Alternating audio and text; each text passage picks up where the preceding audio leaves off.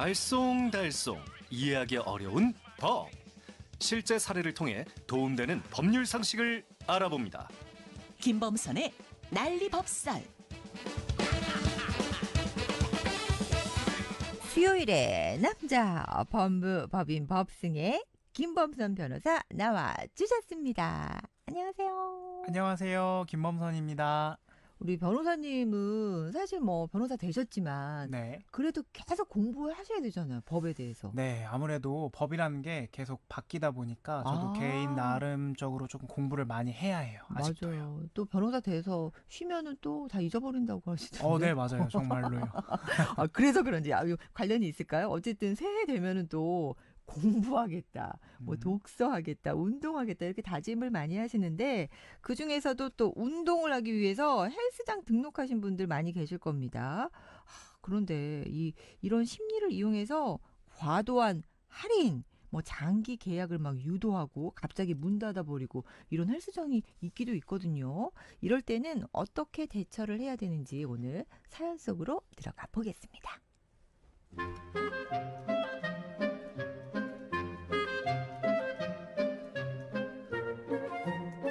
아니, 이게 무슨 말이지? 헬스장 입구에서 안내문을 본 저는 말문이 턱 막혔습니다. 경영 악화로 폐업 이러니, 아니 그럼 내 회원권이랑 PT는? 어이가 없었습니다. 이 새해를 맞아서 헬스장에선 엄청나게 프로모션을 했거든요. 회원권 할인에 적극적으로 신규 회원을 모집했죠. 저 역시 새해를 맞아서 다이어트를 결심했고요. 그래, 올해는 꼭 다이어트해서 바디 프로필도 찍고 열심히 해야겠다. 연간 회원권과 개인 PT 30회를 끊었는데요. 큰맘 먹고 200만 원을 현금으로 화끈하게 결제를 했습니다. 그런데 폐업이라니요. 더 황당한 건 문 닫기 직전까지 계속 프로모션을 했다는 겁니다. 그리고 사장은 연락 두절이 된 거죠. 결국 문 닫을 정도로 경영이 안 좋은 상태에서 회원권을 팔았다는 건데요. 이거 사기 아닌가요? 답답해서 트레이너에게 연락을 했습니다. 회원님, 저희도 지금 통보받았어요. 잘 모르겠습니다. 저희도 피해자예요. 이런 말만 반복합니다. 피해 입은 회원이 무려 100여 명이 넘는 것 같은데 헬스장에선 환불이 어렵다고만 합니다.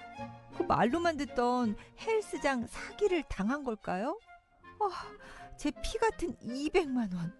이 스트레스로 인해서 살을 빼기는커녕 오히려 더 쪘습니다. 저 이대로 당하기 진짜 억울합니다. 이 헬스장 사장, 사기죄로 고소하면 처벌할 수 있을까요? 안타깝네요. 말로만 듣던 먹튀. 네, 맞아요. 요즘 많죠. 진짜 어려운데 잊을만 하면 발생하는 이 헬스장 사기인데, 맞아요. 헬스장 먹튀라고 많이들 말씀을 하십니다. 이제 새해가 되면은 그 돈이 없어도 헬스장 가야 된다는 마음이 들긴 들잖아요. 이제 운동을 하겠다는 이런 심리를 이용해서 이제 많은 분들이 계약을 하는데 또 이렇게 연락 두절이 되는 이런 헬스장 너무 괘씸합니다. 그렇다면은 이게 또 사기죄가 되는지 안 되는지 여러분의 의견을 먼저 문자로 받아보도록 하겠습니다. 여러분 잘 들어봐 주세요. 회원권을 판매하고 먹튀한 사장. 당연히 사기죄로 처벌할 수 있다 하면 O입니다. 아니다. 경영 악화로 부도가 나서 이 폐업을 했으니까 사기죄는 아니다 하면 X입니다. OX로 대답해 주세요. 사기죄로 처벌할 수 있다 하면 O, 처벌할 수 없다 하면 X입니다. 오늘도 정답을 맞춰주신 분들 가운데 몇 분 뽑아서 선물 보내드릴게요. 샵 5001, 짧은 건 50원, 긴 건 100원입니다. 김범선의 난리법설. 오늘은 헬스장 먹튀 사기 사건에 대해서 이야기를 나누고 있는데 새해 되면은 진짜 운동 계획하시는 분들 많이 계시잖아요. 우리 박평훈 동신원님이 살 빼는 데는 배드민턴 한 6게임 뛰면 됩니다. 살이 쭉쭉 빠져요. 그러셨는데 우리 김범선 변호사는 새해에 대해서 뭐 새로 다짐한 거 있어요? 네, 저는 어. 작년에 무려 10kg 이상이 살이 쪄서 아, 진짜? 네, 올해는 5kg를 꼭 감량하는 게 목표입니다. 그래서 열심히 다이어트 하고 있습니다. 오, 아, 저 작년부터 봤잖아요, 우리. 네네네네. 찐지 모르겠는데. 아, 진짜요? 슬금슬금 쪘어요? 네, 슬금슬금 많이 쪘습니다. 네, 그래, 10kg나 쪘어요? 네 10kg 이상이 쪘어요. 아, 그래서 요즘 뭐 광고는 아닌데 오. 한약을 먹으면서 식욕을 절제하면서 아이, 배드민턴 6게임씩 하라잖아요. 네네네. 네, 어쨌든 화이팅입니다. 네.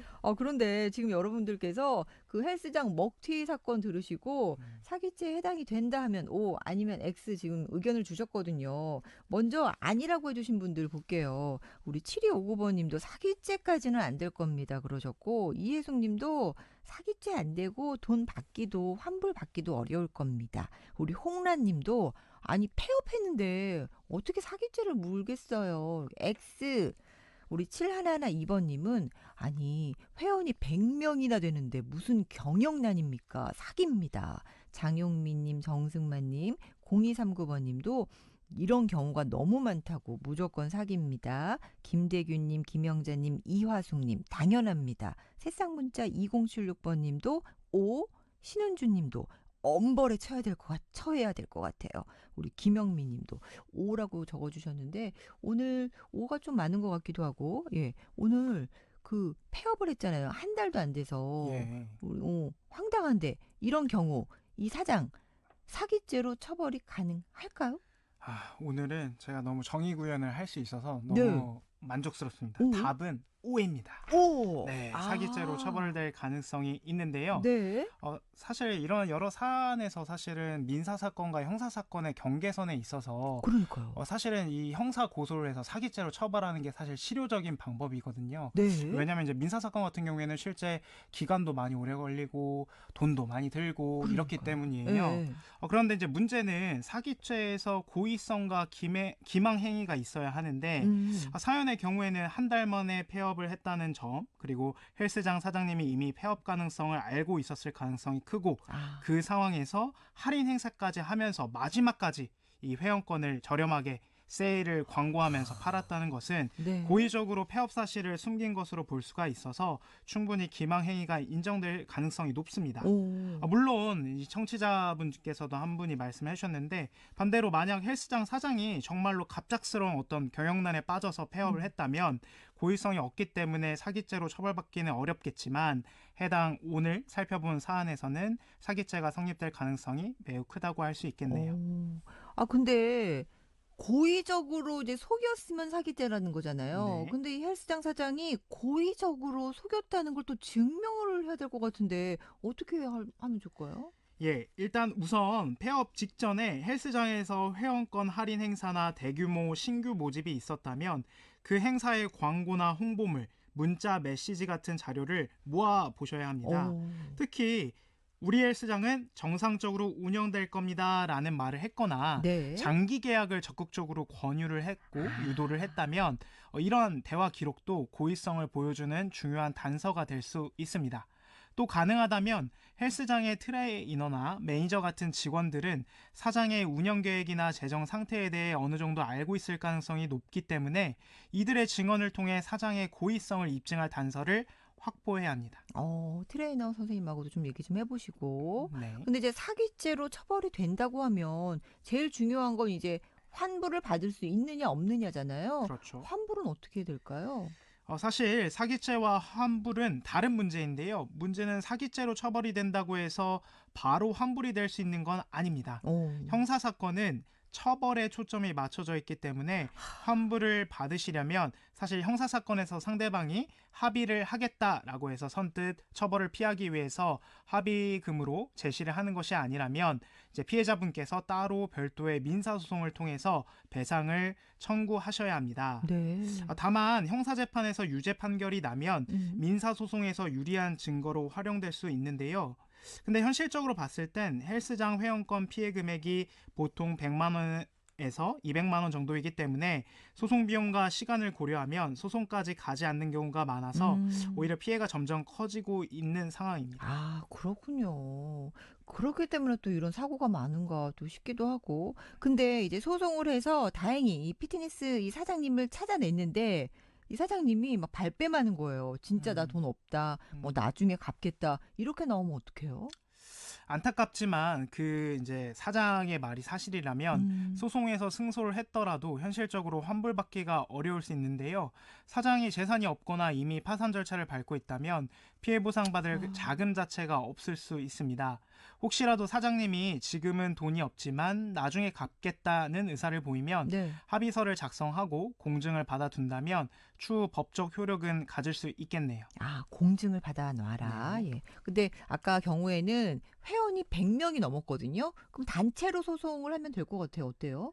예, 단체로 하면 좋습니다. 일단 소송 전에 소비자원의 도움을 요청해 보시고 그래도 안 되면 단체로 소송을 하는 것도 하나의 방법인데요. 혼자서 소송을 진행하면 시간과 비용이 많이 들지만 여러 사람이 힘을 모으면 법적 절차도 훨씬 간소화되고 설득력도 높아지게 됩니다.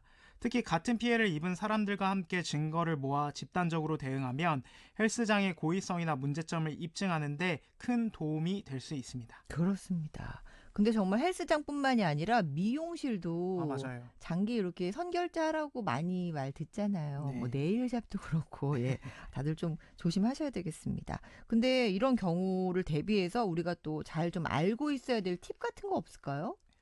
물론 선결제를 하면 저렴해지긴 하지만 제일 좋은 건 큰 금액을 선결제하지 않고 단기 이용권을 구매하거나 소액만 결제하는 방식이 가장 안전합니다. 아, 또 현금보단 신용카드로 결제하는 걸 추천드리는데요. 네. 문제가 생겼을 때 카드사에 연락을 하셔서 서비스 미이행 환불이라고 해서 차지백이라는 서비스를 신청할 수 있습니다.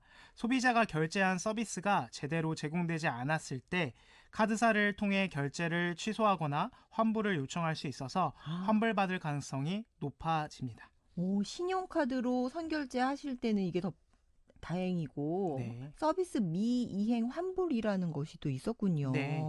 현금으로 하시지 마시고 예. 어쨌든 내 돈 나갈 때는 고심하시고 생각 많이 네, 하시고 맞아요. 사인 함부로 하지 마시고요. 예. 오늘 김범선 변호사의 마지막 한마디는요?